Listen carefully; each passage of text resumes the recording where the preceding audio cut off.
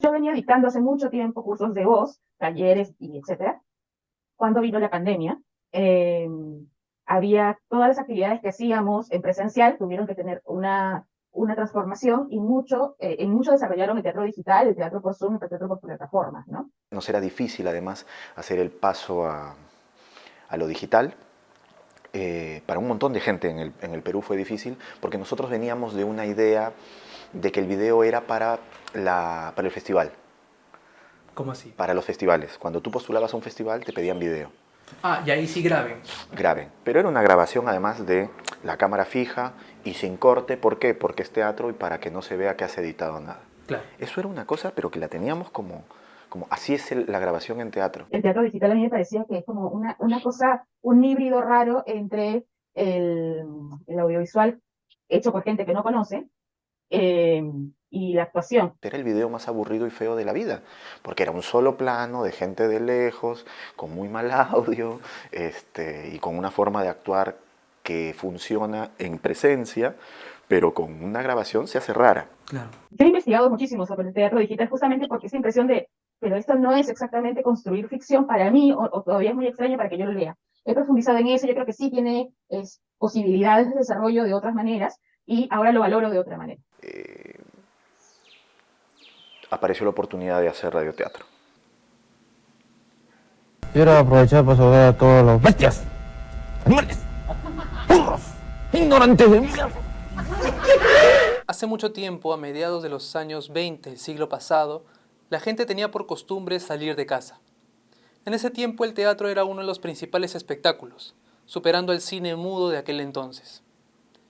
Un 20 de junio de 1925 se empezaron a escuchar voces que acompañarán a las familias e individuos de este país. Se inauguró la estación OAX. Se empezó a escuchar radio. Según el libro OAX, Crónica de la Radio en el Perú, este sería un extracto del discurso de inauguración que leyó el presidente de ese tiempo, Augusto Bernardino Leguía y Salcedo. Esta es una obra en la que se junta la perfección científica con el entusiasmo renovador de un pueblo.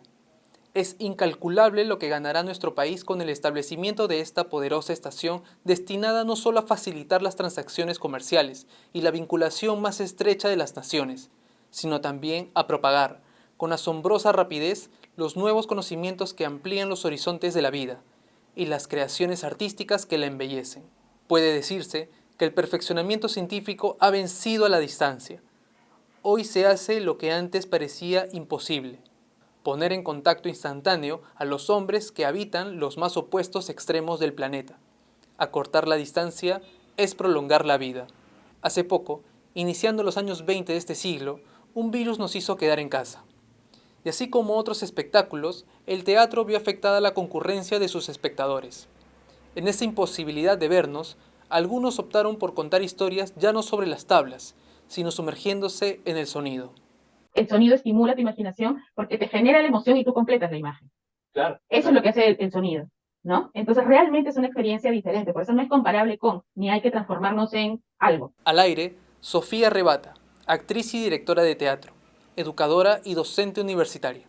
Hace casi 10 años fui a un encuentro en Colombia de profesoras de voz. Y ahí, o sea, yo que comenzaba a especializarme en voz, comencé a conocer que nos faltaba en Perú tener un poco más de atención en la composición sonora, ¿no? Y después me he dedicado a enseñar actuación, pero también dicto cursos de voz, que tampoco hay tantas profesoras de voz que no vengan del canto, yo vengo del teatro.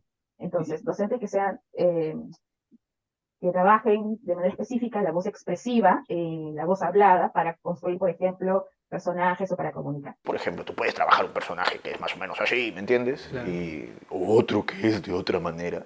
Y eso es una máscara, por ejemplo. Desde ese tiempo, como directora, también había puesto más que el ojo, el oído en la experiencia de cómo construye, cómo lo sonoro termina de dar información o introduce la emoción antes de, y eso ayuda a subir la intensidad del momento escénico. Entonces, ya yo así trabajaba ya con mis alumnos, poniéndole foco también en la composición sonora, no solamente en una especie de tiranía visual que tiene el teatro. Radioteatro UPC. El escenario es tu imaginación.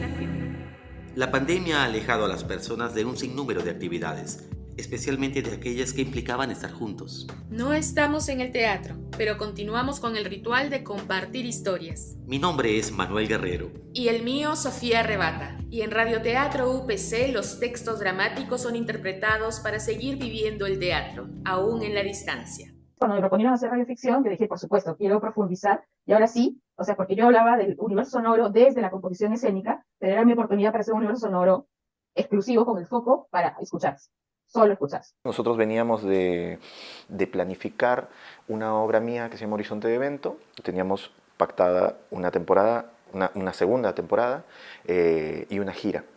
Entonces los actores estábamos listos para ensayar. Al aire, Carlos López, actor, director y docente teatral, codirector de Espacio Libre Teatro. Y una entrevista meses atrás en una radio nos preguntaron, ¿no les interesa el radioteatro? Y yo le dije, sí, ¿no? Y ahí como entre broma y broma dijeron, bueno, vengan un día a hacer radioteatro, a propósito de esta obra. Y cuando apareció la pandemia, les dije, chicos, ya que nos mencionaron el otro día los radioteatros, ¿por qué no hacemos radioteatro? Dale. Y los chicos después me han contado, no confiábamos, seguramente dijimos, va a ser así, con efectos. Pero les gustó un montón. Hola, somos el grupo Espacio Libre Teatro y queremos contarte sobre nuestro radioteatro serial, Paroxista, un proyecto refugio para los días de cuarentena y después de ella. Esta serie de audioteatro consta de 15 episodios que articulan historias breves, algunas inconclusas, otras vinculadas y varias especulando alrededor de la vida cotidiana nuevamente en las calles post-cuarentena. Los capítulos se estrenan los días lunes, miércoles y viernes a las 8 de la noche. Habitual señal para los estrenos teatrales. Hicimos Paroxista, que fue una saga de 15 episodios. Buenas noches, Teniente Martínez. ¡Qué bueno que ha venido, oficial! Es la tercera difunta que desaparece. ¿Difunta? Todos los cuerpos que han desaparecido son de mujeres. Sospechoso, muy sospechoso. Solamente cadáveres de mujeres.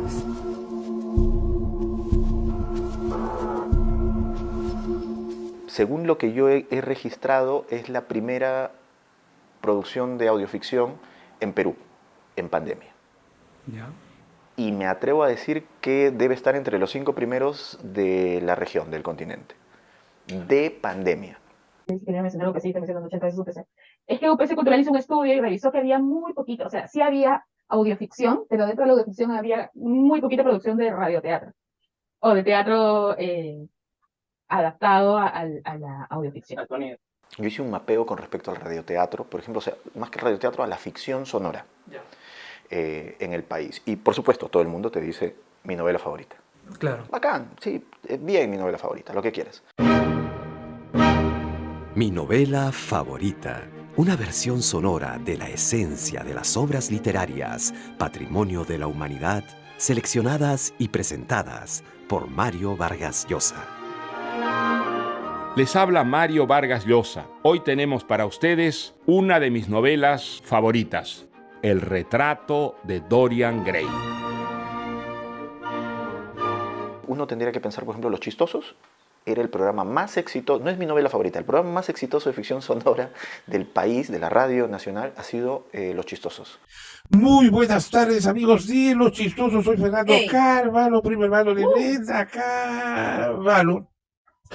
Y tío lejano del portero del Universitario José Carvalho. Estamos con, ¿Qué tal, cómo estás? con nuestra querida Sabi La Huerta. ¿Qué tal, Fernando? El día de ayer todos fuimos testigos de la señora Betsy Chávez, señora, bueno, fue encarcelada y ya está siendo trasladada, ¿no? Sí. Así es, efectivamente. Bueno, esa fue la información del día de ayer. ¿Por qué lo catalogas como ficción sonora? Porque son gente que está actuando, ¿sí?, en parodia, es un género.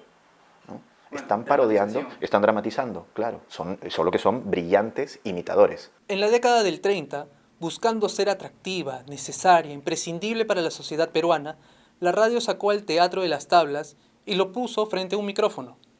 Es el albor de la ficción sonora en nuestro país. Y antes de convertirse en aquella expresión artística que sería parte de la llamada Edad de Oro de la radio, Eduardo Edgar Pastor y Jorge Rivarola crearon Lo que sucedió ayer, el primer programa radial del género dramático noticioso. Si Hernán Vidaurre yo lo veo imitando a Melcochita, no me va a dar tanta risa porque estoy viéndolo. Exacto. Necesitas caracterizarlo. Exacto. A mí no se me prendan, a mí no se me prendan, mi querida nana de Anabela. Y si solamente lo escucho, sí podría imaginarlo como Melcochita. Exacto. Pero ahí, en eso que estás diciendo, o sea, ahí, por ejemplo, sería un aspecto en donde escuchar le gana al ver.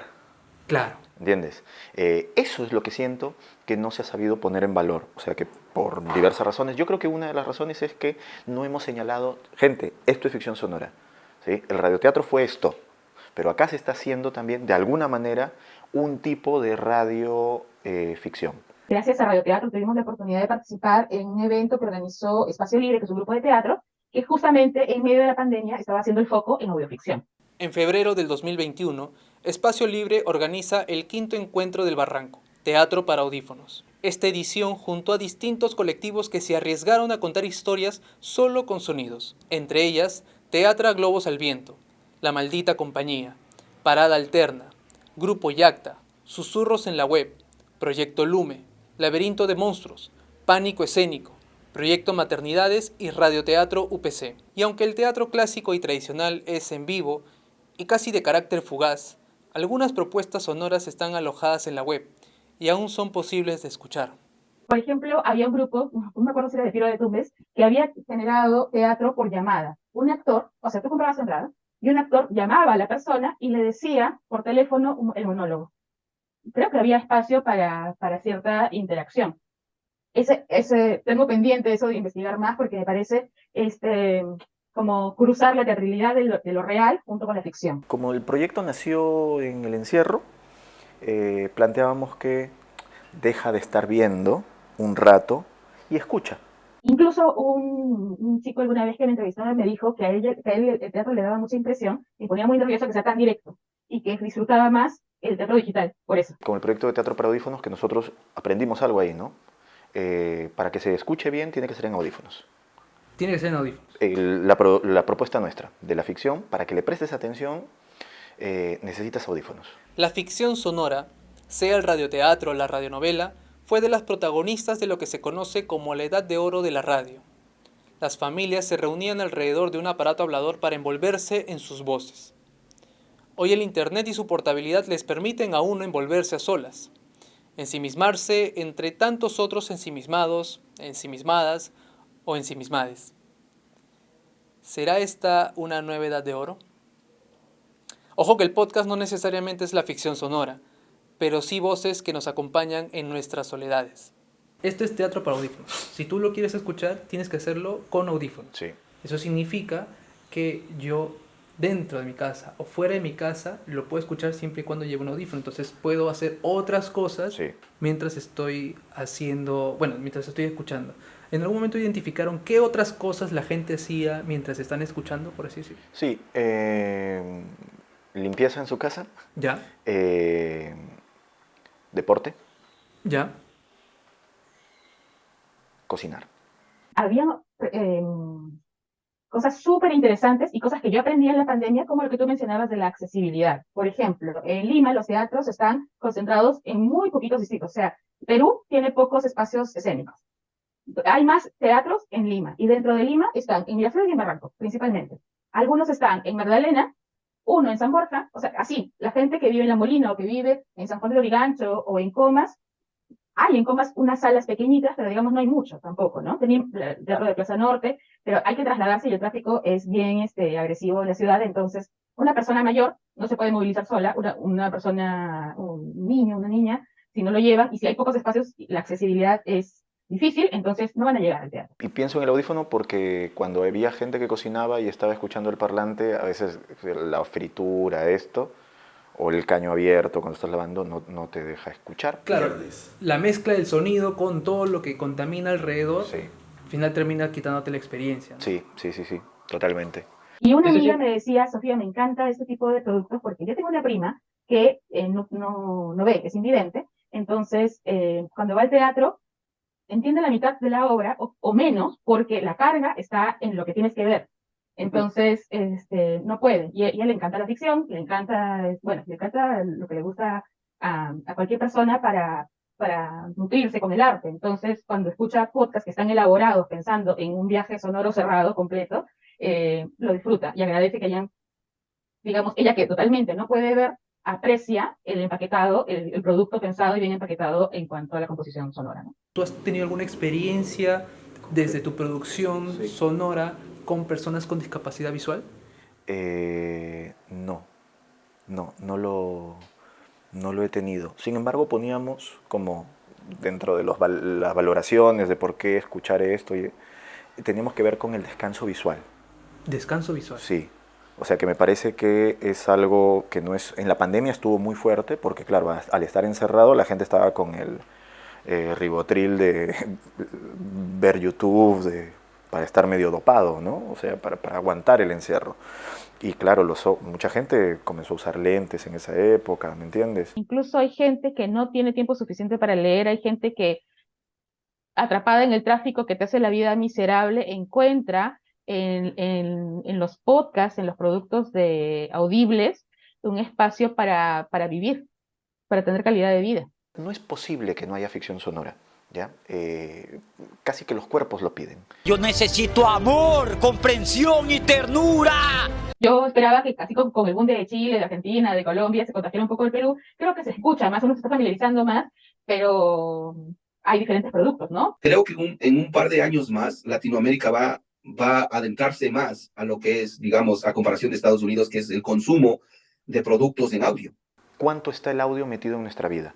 Hagamos una pausa. Prepárate un café, revisa tus notificaciones o asegúrate que las cosas están en orden o van por donde tienen que ir.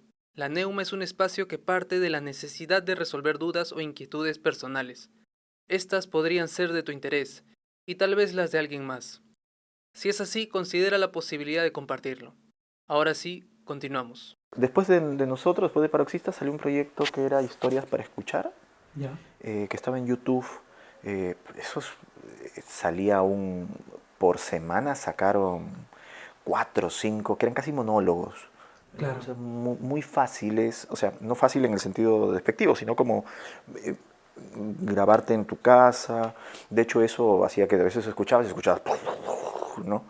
Era más la cosa de hagamos cosas ya que estamos encerrados para acompañarnos y todo eso. En pandemia también hubo un boom de eso, municipalidades, un montón de personas haciendo productos para ser audibles, pero bueno, con diferentes niveles de calidad, ¿no? Porque, como te digo, hay que saber y creo que nos falta un poco más de formación. ¿Recuerdan la controversia entre Carlos Alcántara y Henry Spencer? El tipo de periodismo o tipo de programa que hace él y sus secuaces, porque son varios. Fue en la presentación de La China Hereje, la primera radionovela peruana en Spotify. Me pregunto si alguien se interesó en la ficción más allá de la fricción. Yo he sido un seguidor, fan de Augusto Polo Campos, un escritorzazo para mí, uno de los mejores compositores en Latinoamérica, y siempre me gustaba la música peruana. Al aire, Vladimir Soasti, creador, escritor y productor de La China Hereje. Escribimos una historia que tomaba relación en una radioestación, porque nosotros conocemos mucho del mundo de la radio. Entonces quisimos armar un plot que sea en una radio con protagonistas que sean una radioestación. Entonces, al contarla de Perú, le escogimos la canción de La China Hereje. Vamos a ponerle La China Hereje por la canción, porque es una canción de desamor, y la historia también va por ahí, ¿no? El plot de la historia es algo de desamor. Entonces, teníamos la historia, teníamos la idea, pero déjame contarte que no conocíamos a nadie en realidad de Perú, más que a la familia. Soasti Bros Productions, en asociación con I Love You Perú, carajo, presentan La China Hereje, una batalla pasional, feroz y prohibida, una serie sonora que acariciará tus orejitas blandas y pecadoras. Se dio la coincidencia que conocimos a Carlos Alcántara por una muestra de cine acá en Estados Unidos. Él vino, fue invitado en esta muestra para presentar una de sus tantas películas que tiene, y ahí fue donde lo conocimos a él. ¿Y tú cómo te llamas? Le comentamos, ¿no? Algo que conocíamos algo de Perú y que nos encantaría hacer esta audioserie que no se ha escuchado en Perú, ¿qué te parece si hacemos algo? La China Hereje se llama, y le dimos una presentación a Carlos Alcántara. Mira, teníamos una presentación establecida, ya hecha una idea. Y él, recuerdo que se iba a un festival de cine en Málaga en ese tiempo, dijo, mira, yo en el avión me voy a ir leyendo esto. Le dimos la presentación. Y el resto es historia porque le encantó. Señores, atención, por favor. Les quiero presentar a su nueva compañera. Venga, por favor, Lorena. Buenos días con todos, mucho gusto. Mi nombre es Lorena Bautista. Hola. ¿Qué tal? Gracias. Caballero, no mami Brian, ¿eh? Hoy no llego a casa. Apágate hoy, Monse. Tú ni casa tienes, monstruo. Mucho gusto, Lorena. Patricio Vergara para servirle. Encantado de tenerla aquí. Créame, el gusto es mío, señor Vergara. Un placer, Lorena. Dixon Reinaga para servirte, para las que sea. Igualmente. Mucho gusto, señorita Lorena. Brian Demetrio. Soy el director de programación y el DJ. Me dicen Al Capone. ¿Al Capone? Al Capone la música, pues. Ay, mucho gusto, Brian. El tiesto peruano. ¿Te dijo tieso? Ok. Pero ¿será rentable hacer un podcast de una serie, una ficción sonora, un radioteatro o una radionovela o como la quieran llamar? Primeramente, mira, antes de responder eso, la tarea que nosotros tenemos es entretener con nuestras historias, ¿no? No es lo primero que pensamos si va a ser rentable o no, porque nuestro concepto es hagamos algo que nos guste, que nos sentamos bien, que tengamos la convicción de que va a entretener. Y eso nos ha pasado siempre, y el resto vendrá por añadidura. Cada proyecto debe tener su propia lógica de producción. No podemos jugar con las mismas reglas que Spotify, no podemos jugar con las mismas reglas que RPP. Ellos comercializan de otra manera. En el 2022, la empresa de investigación de mercado CCR Quore realizó una encuesta a 436 habitantes de Lima sobre las plataformas a las que se habían suscrito mediante pago. Dentro de ese universo, entre trabajadores dependientes e independientes, estudiantes, amas de casa y desempleados, el 54% estaba suscrito a una plataforma a la que paga mensualmente por su servicio. El 46% restante respondió no tener intención de suscribirse por pago a ninguna plataforma. Y dentro del 54%, más del 89% dijo estar pagando mensualmente la suscripción a una plataforma de video. En lo que se refiere al servicio de audio, Spotify es la plataforma que más suscritos por pago tiene. De 18 a 25 años representaron el 85%, de 26 a 45 años el 74% y de 46 a 65 años el 83%. Sin embargo, del 54% de suscritos por pago inicialmente, las personas entre los 18 a 25 años representan el 66%, de las 26 a 45 años representan el 29% y las de 46 a 65 años el 27%. Nosotros tenemos que funcionar de otra manera. Inventarnos, o te yapea la gente, o consigues fondos y con eso pagas a los actores, ¿me entiendes? ¿No es un poco informal? No.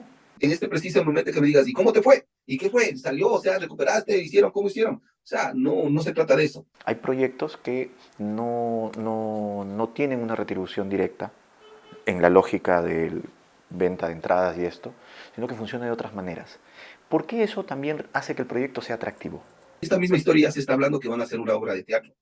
Esta obra ya se está hablando de que quieren hacer serie para televisión nacional en Perú. Incluso productoras quieren conversas como para hacer incluso una película a raíz basada en la audioserie dirigida por Carlos Alcántara, La China Hereje. ¿Te das cuenta? Ahí viene la rentabilidad que sin pensar puede salir. No. ¿No qué? No me des esperanza. Uno tiene que inventarse la forma de la rentabilidad. Y eso lo entiende el cine de autor, por ejemplo, lo entienden los músicos. Pensaría yo, los artistas, que por lo pronto a mí me resultan interesantes, siempre están encontrando una manera, porque es muy difícil que a todos nos financien de la misma manera que a todos, ¿me entiendes? Hay gente que encontró otra, que son los fondos del Estado, por ejemplo, y de ahí no salen, ¿ah? Y ya entendieron cómo es. ¿Quieres saber cuál es el top 10 de los podcasts con más reproducciones del Perú? Según Infobae, los podcasts con más reproducciones del Perú son, en el puesto 10, Cuestión de Cuestionar, un podcast de conversación o entrevista. En el puesto 9, naturalmente, Sasha. Igual, un podcast de conversación o que una persona habla y habla. En el puesto 8, Hablemos de Tal. Otro podcast de conversación o entrevista orientado más que nada al entretenimiento. En el puesto número 7, Estás Rica. Un podcast de conversación o que una persona habla y habla. En el puesto 6, Tu desarrollo personal. Esto más parecen audiolibros, la verdad. En el puesto 5, Relatos de la Noche. Un podcast donde se cuentan y se narran historias del género de terror. En el puesto 4, Psicología al Desnudo. Un podcast donde una persona habla y habla de varios temas orientados con la salud. En el puesto 3, Caso 63. El único podcast de ficción sonora de esta lista. En el puesto número 2, el podcast de Marian Rojas Estapé. Un podcast de conversación, de consulta, donde una persona habla y habla sobre temas orientados a la salud. Y en el puesto número 1, Hablando Huevadas. Igual, un podcast de conversación orientado a la comedia. Ahora, en algunos casos estos archivos de audio también los encuentras en plataformas de video. Cuando nos referimos a podcast, pienso en aquel concepto que ubica a la radio dentro de la era digital. El término podcast nació de eso, de la radio digital, la de programas que pueden almacenarse en la web y que puedes descargar o escuchar de manera online según tu disponibilidad de tiempo. Escuchemos brevemente a Ben Hammersley, el creador de la palabra podcast. Estaba escribiendo un artículo para el diario The Guardian sobre este nuevo fenómeno de los archivos de audio que se pueden descargar de forma automática. Me inventé 3 palabras. Una de ellas era podcast. Y 6 meses después, o un año después, me llegó un email del diccionario de Oxford en el que me preguntaban dónde había encontrado la palabra que había utilizado. Les dije que me la inventé y me dijeron que era la primera vez que alguien usaba esa palabra y que era la palabra del año. Teniendo en cuenta la lista y analizando que la gran mayoría son de conversación, me pregunto si es rentable o económicamente sostenible hacer un producto de ficción sonora. Nosotros tenemos que salir a pelear también por el público, por las audiencias, darle contenidos cada vez más complejos, ¿no? ¿Y cómo lo hacen? ¿Lo están haciendo? ¿Nosotros? Sí. O el grupo de gente que se dedica a lo que es la ficción sonora, la audioficción. Yo creo que no.